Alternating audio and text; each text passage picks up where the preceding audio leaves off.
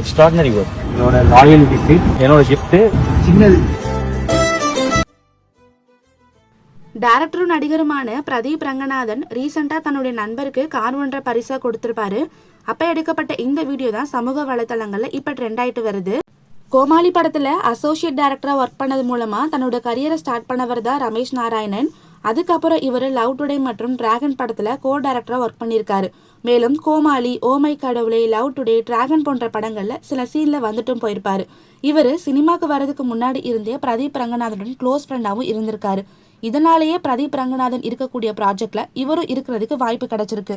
இப்படி இருக்கிற நிலையில அவருடைய நண்பருக்கு புதுசா ஒரு கார் வாங்கி கொடுத்திருக்காரு பிரதீப் ரங்கநாதன். அந்த காரை ரமேஷ் கிட்ட கிஃப்ட் பண்ணும்போது, நீங்க சிறப்பா வேலை செஞ்சிருக்கீங்க, உங்க விசுவாசத்துக்கு என்னோட சின்ன அன்பளிப்புன்னு சொல்லியிருக்காரு.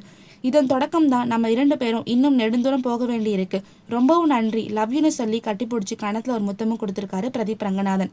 அப்போ எடுக்கப்பட்ட இந்த வீடியோவை தான் அவருடைய நண்பர் சமூக வலைத்தளங்களில் ஷேர் பண்ணியிருக்காரு.